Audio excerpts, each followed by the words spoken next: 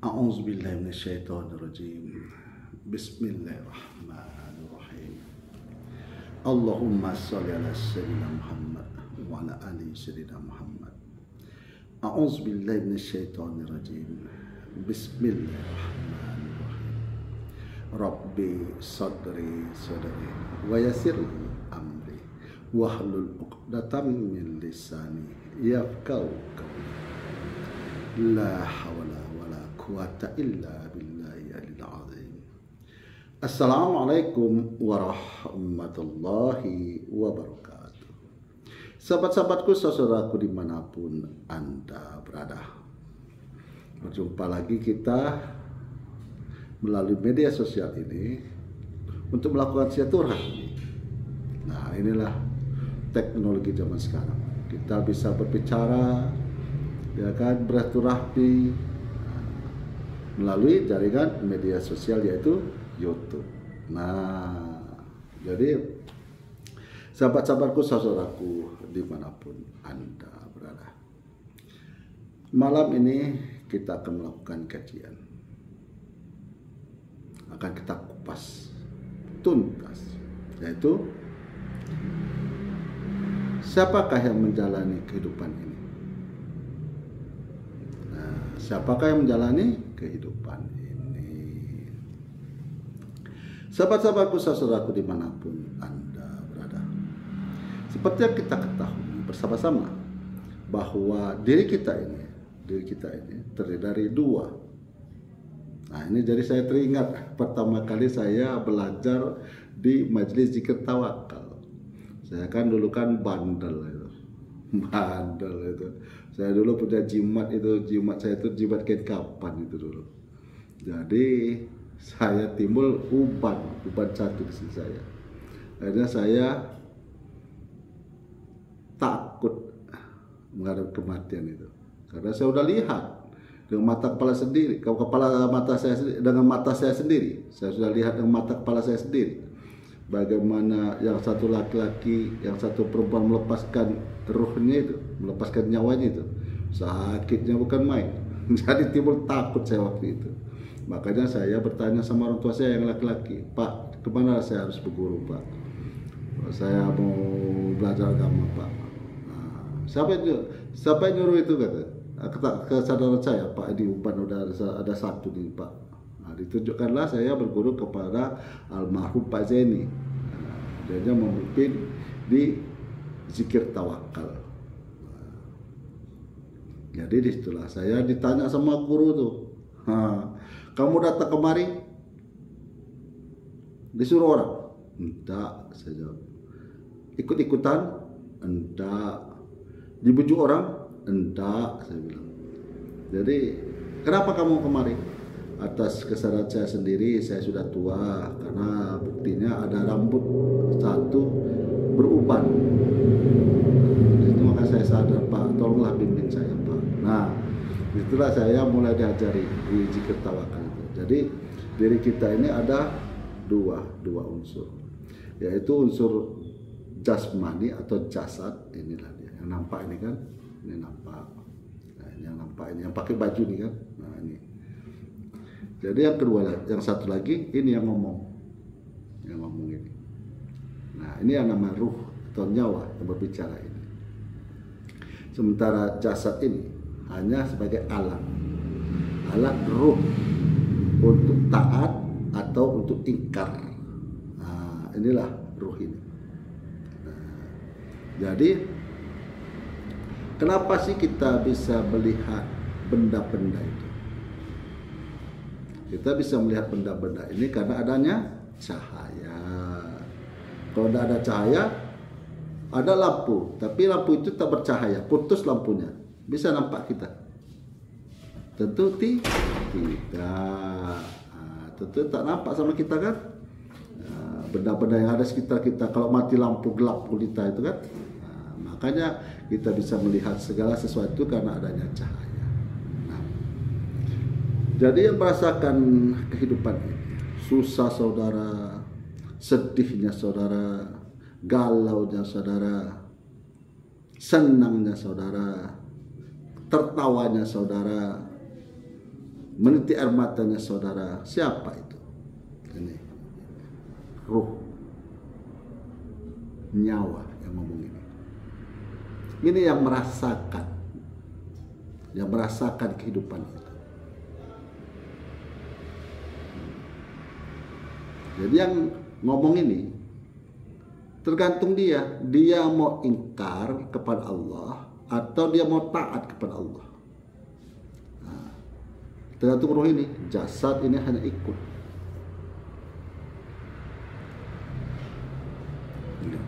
Nah, bagaimana kita untuk taat kepada Allah, untuk bertakwa kepada Allah? Itulah dalam firman Allah, dalam firman Allah di dalam Al-Quran yang diperjelas oleh Nabi kita, Rasul kita, Nabi Muhammad Sallallahu Alaihi Wasallam. Nabi sudah menyampaikan, Nabi sudah menyontohkan. Nah, tergantung kita. Nah, manusia ini dibekali akal pikiran. Akal pikiran itu nyata enggak? Nyata. Itu kalau nampak saudara otak itu kan bentuk sub-sub itu. Gitu. Tanya sama dokter. Gitu. Nah, jadi disinilah makanya roh ini yang merasakan sedihnya kehidupan ini, senangnya kehidupan ini. Nah, jadi Ustadz ini ngarang-ngarang, tidak ada di buku, tidak ada di kitab Ustadz yang Ustadz jelaskan itu, cuman karang-karangan, tak ada dalil. Nah, tak ada dalil. Ya kan? Ustadz karang-karang, tidak ada di buku. Semua kitab sudah saya buka, yang dijelaskan Ustadz itu tak ada di buku ini. Nah, tidak ada dalil, karang-karang. Nah, jadi saya ambil contoh yang nyata yang saudara alami sehari-hari.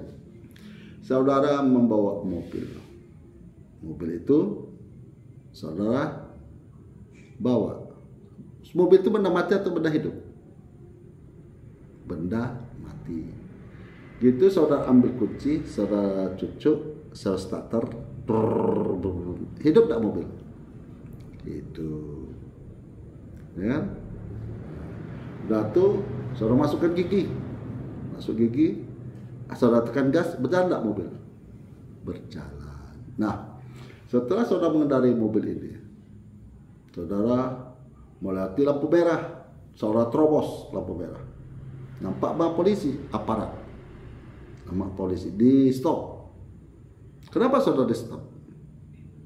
Karena saudara sudah melanggar peraturan lalu lintas. Nah, akibat saudara melanggar peraturan lalu lintas tadi, saudara ditilang. Yang ditilang ini mobil atau saudara? Yang ditilang tadi mobil atau saudara? Tentu saudara yang ditilang. Kalau mobil tidak mungkin dia kasih ke mobil itu tilang. Mobil, kau bayar ini tilang ini. Tidak mungkin, yang membayar itu saudara. Saudara yang membayar tilang tersebut. Nah, saudara mengendarai mobil dalam keadaan mabuk atau dipengaruhi oleh obat-obatan terlarang. Yaitu saudara melanggar orang yang sedang naik sepeda sehingga orang tersebut meninggal dunia. Mobil atau saudara yang ditahan? Mobil atau saudara yang diambil kesaksiannya? Nah mungkin mobil gimana ditanya polisi, tidak bisa bicara, dia sudah mati.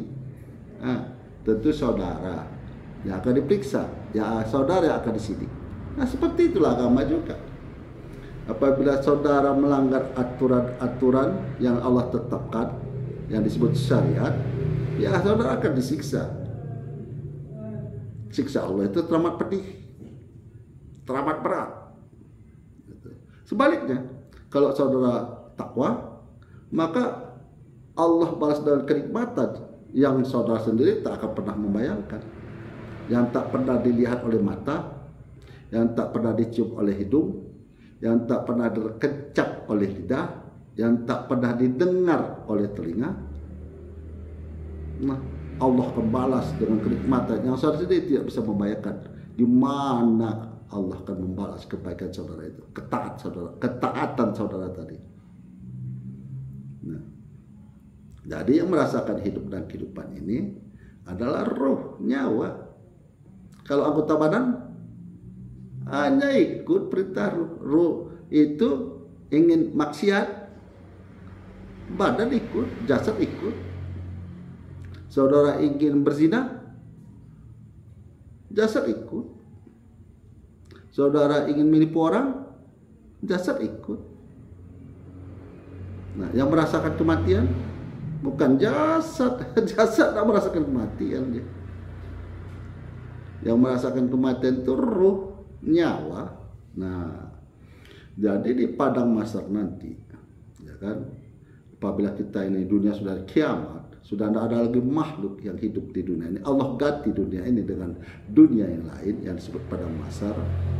Ya kan, yang matahari jauh, jarak matahari dengan ubun-ubun ini hanya sejengkal. Itu akan nampak amalan saudara, apa yang saudara kerjakan selama hidup di dunia ini. Jadi yang jadi saksi saudara siapa? Anggota badan saudara, mulut saudara, tangan saudara, kaki saudara. Yang pertama kali yang akan diberikan kesempatan untuk memberi kesaksian adalah mulut. Mulut saudara yang pertama kali akan memberikan kesaksian itu atas perbuatan saudara selama hidup di dunia ini. Tapi mulut ini suka berbohong. Mulut ini berbohong. Nah, di hadapan Allah pun dia hanya berbohong karena dia takut masuk ke nerakanya Allah itu. Nah, karena dia berbohong, Allah itu maha tahu. Karena dia berbohong, ditutuplah, dikuncilah mulutnya itu. Diambil kesaksian yang berikutnya. Siapa itu? Tangan. Tangan saudara yang akan berbicara. Kemana tangan itu saudara bawa? Kemana tangan itu saudara ajak? Yang ketiga, kaki. Kaki saudara yang akan menjadi saksi. Kemana saudara ajak tangan saudara? Kemana saudara ajak kaki saudara? Nah, itu akan menjadi saksi saudara. Karena selama hidup saudara ajak untuk tidak taat kepada Allah. Saudara ajak anggota badan saudara, jasad saudara untuk tidak taat kepada Allah, ingkar kepada Allah. Sebaliknya, kalau anggota badan saudara, saudara ajak untuk taat kepada Allah, nah, dia akan memberi kesaksian juga, kesaksian saudara atas ketaatan saudara. Nah, Ustadz ini karang-karang aja, pandai-pandai aja. Mana dalilnya Ustadz? Aku buka di kitab-kitabku, tak ada penjelasan seperti Ustadz ini. Nah, ini oke, kita buka dulu ya. Bagaimana bahwa anggota badan saudara akan menjadi saksi. Nah, di dalam surat An-Nur ayat 24. Pada hari ketika lidah, tangan dan kaki mereka menjadi saksi atas mereka terhadap apa yang dahulu mereka kerjakan. Nah, ini di dalam surat An-Nur ayat 24. Betapa Allah sudah memberitahu. Yang disampaikan oleh Nabi kita, Rasul kita, Nabi Muhammad Sallallahu Alaihi Wasallam. Nah, gimana saudara akan melarikan diri lagi? Anggota badan saudara sendiri akan menjadi saksinya. Dia pengadilan Allah nanti di padang mahsyar. Di dunia ini ada enggak di dalam pengadilan saksi? Ada. Nah, di pengadilan dunia ini ada saksi. Gimana saudara akan mengelak lagi? Nah, makanya jasad ini akan menjawab. Walaupun dia melakukan dosa itu, dia akan jawab. Dia jadi saksi atas perbuatan saudara selama hidup di dunia ini. Mulut saudara yang suka memfitnah orang, mulut saudara suka mengajak orang untuk berbuat kejahatan, itu kan jadi saksi itu. Tangan saudara akan menjadi saksi, kaki saudara akan menjadi saksi. Itu. Kaki ini dibawa kemana? Ke tempat yang untuk menjadikan taat kepada Allah, seperti majlis zikir, nah, seperti masjid, atau seperti tahlilan, atau seperti orang yang berkumpul untuk membaca ayat-ayat suci Al-Quran. Nah, dia kan disaksi. terhadap diri saudara. Nah, ini juga Allah kasih tahu di dalam surah Yasin ayat 65. Nah, di dalam surah Yasin ayat 65 Allah juga sudah memberitahu kepada kita, pada hari ini kami tutup mulut mereka dan berkatalah kepada kami tangan mereka, dan memberi kesaksian kaki mereka terhadap apa yang dahulu mereka usahakan, terhadap apa yang mereka kerjakan. Nah, di surah Yasin Allah sudah mengasih kabarkan, sudah memberitahu itu. Tergantung saudara yakin atau tidak, hakul yakin atau tidak. Nah, di surah Yasin ayat 65 nyata toh. Jadi kemana lagi saudara akan mengelak? Sementara anggota badan saudara yang saudara perintahkan tadi mengajak berhubungan badan untuk berzina dengan istri orang, aku menjadi saksi bagi saudara. Kemana saudara akan mengelak? Kalau mulut ini suka berdusta, mulut ini suka berbohong. Jadi apapun yang saudara kerjakan, apapun keyakinan saudara, yang akan menanggungnya ya saudara sendiri.